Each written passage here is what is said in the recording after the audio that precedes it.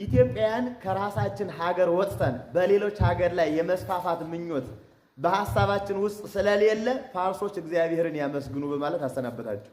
ብንፈልግ ኑሮ ፋርስ እንመጣ ነበር አላቸው።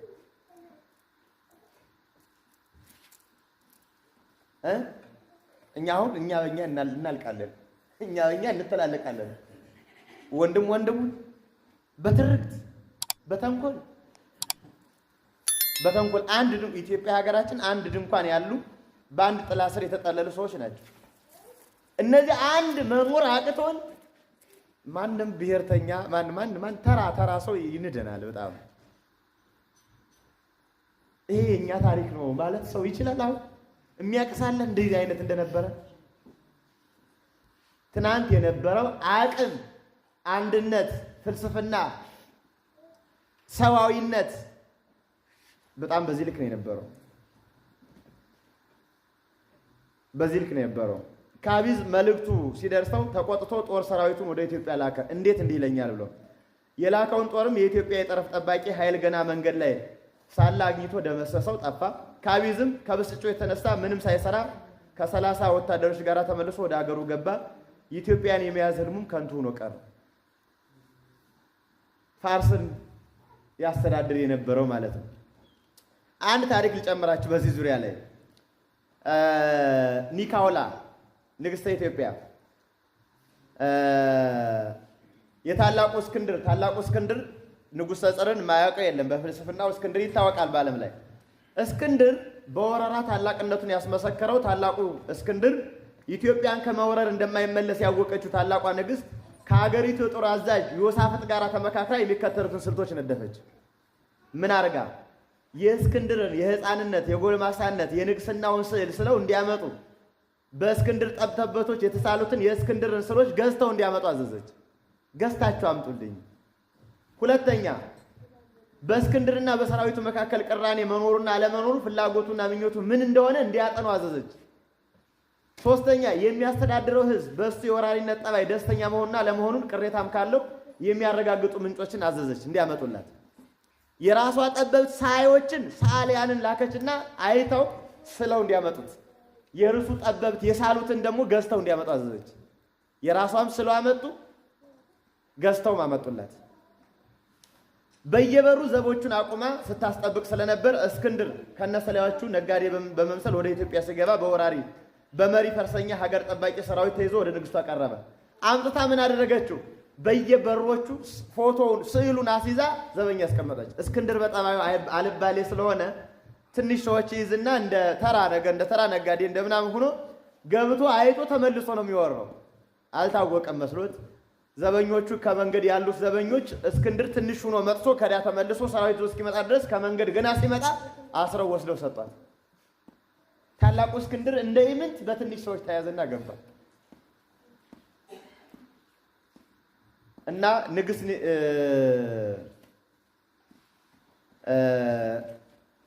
አቅርበው ከሰጧት በኋላ ንግስት ኒካውላ ቀንደኬም እስክንድርን ከተቀበለች በኋላ የምርመራውን ስራ ራሷ ማካሄዷ ይነገራል። መረመረችው።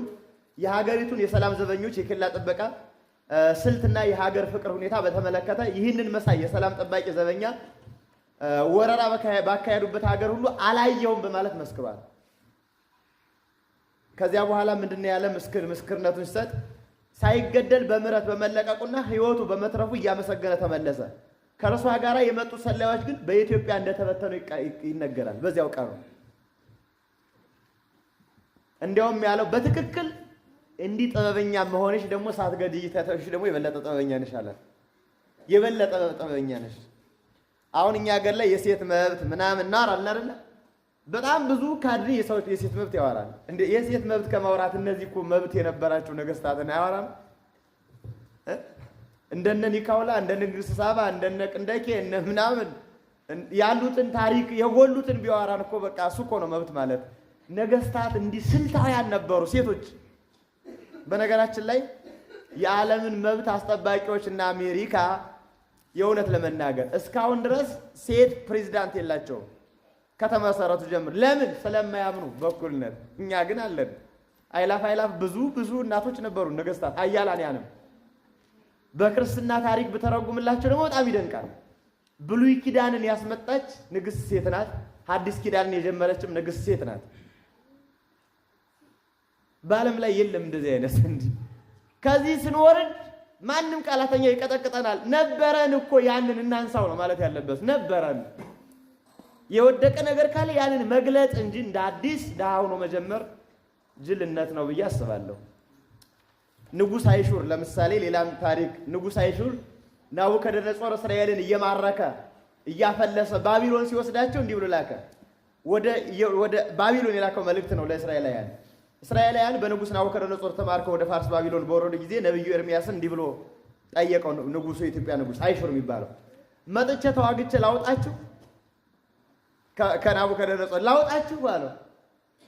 ኤርሚያስም የተማረክነው በኃጢአታችን ነው በሰባ ዘመን ትወጣላችሁ ብሎ ቀጥቶናልና አትምጣ፣ ይልቁንስ ኢየሩሳሌም የቀበርናቸው ነው ቅዱሳቶቹና መጻሕፍቶቹን ወደ ሀገር ውሰዳቸው ብሎ ላከበት። ይሄ በጣም ረጅም ታሪክ ነው። ይሄ እስከ መካከለኛው ዘመን ድረስ በውጭ ሀገር ሰዎች ዘንድ ኢትዮጵያውያን የሚታወቁት በሃይማኖተኝነታቸው በሐቀኝነታቸው ነው። ኢትዮጵያ በታማኝነታቸው ይታወቃሉ ኢትዮጵያውያን ማለት ነው። በዚህ ታሪክ ውስጥ ነው የመጣ ነው ማለት ነው። የቢዛንታዩ ንጉስ ሕርቃል በፋርስ ወረራ ጊዜ ቢያሰጋው የቢዛንታዩ ንጉስ ሕርቃል ወርቅ የተለያየ ንዋያቶችን ትልልቅ ንብረቶችን ምናልባት ሀገሬን ስለምሰጋ እንዳይወሩኝ እባክህ አስቀምጥልኝ ብሎ ገንዘቦቹን አደራ ሰጥቶትን የነበረው ኢትዮጵያ ለኢትዮጵያ ንጉስ አደራ አስቀምጥልኝ ብሎ በዚህ መልክ በዚህ ሂደት ነው ሀገራችን ትናንት የመጣችበት። የዚህ ሁሉ ምንጯ ደግሞ ምንድነው? አዋቂ ናት፣ ጸሐፊ ናት። እስከዚህ ድረስ የደረሰችበት መንገድ ይሄ ነው። ብዕር ቀርጻ ነው የመጣችው። ቀለም በጥብጣ ነው የመጣችው። ዝም ብላ አልመጣችው። ቀለም በጥብጣ ነው የመጣችው። ይሄን ፊደል አላት። ፊደል ካለ ምን አለ? ከፊደል ያልተወለደ ጥበብ ፍልስፍና የለም፣ ፍልስፍና ነበራት። ከፊደል ያልተወለደ ስልጣኔ የለም፣ ስልጣኔ ነበራት። ከፊደል ያልተወለደ ኃይል የለም፣ ኃይል ነበራት። ከፊደል ያልተወለደ ታሪክ የለም፣ ታሪክ ነበራት። ከፊደል ያልተወለደ ማንነት ባህል የለም ነበራት። በዚህ የምትወልድ ነበረች። ከቁጥርም ያልተወለደ ፍልስፍና የለም፣ ያም ነበራት ማለት ነው። ያም ነበራት። በዚህ ሂደት ውስጥ ነው። እንዲህ ከሆነ ይሄ ሰዋዊ ማስረጃዎች ናቸው። ሁሉ እንደው ዓለም እንደሚያስረድ ትልቁ ሰነድ መጽሐፍ ቅዱስ ምን እንደሚል ማሳየት እንችላለን። ትንሽ ሐሳቦችን ብዙ ሳንሄድ በመጽሐፍ ቅዱስ አይን ሲታይ በቅዱስ መጽሐፍ በጣም በአብዛኛው በበጎና በአዋንታ በጣት የሚቆጠሩ ጊዜያት ደግሞ በአሉታ ስሟ ተጠቅሷል። ጥቂት ነገሮች ብዙ ጊዜ አዋንታ ነው የተጻፈልችው። በመጽሐፍ ቅዱስ ውስጥ ለመጀመሪያ ጊዜ ስሟ የተጠራውና ዛሬም ድረስ ሁለመኗ ታይቶ የሚታይበት ኢትዮጵያ ኦሪት ዘፍጥረት ምዕራፍ 2 ቁጥር 13 የመጀመሪያው መጽሐፍ ስንገለብጥ ገና ገልበጥ አድርገን ሁለተኛው አንቀጽ ስንደርስ እንዲህ ይለናል።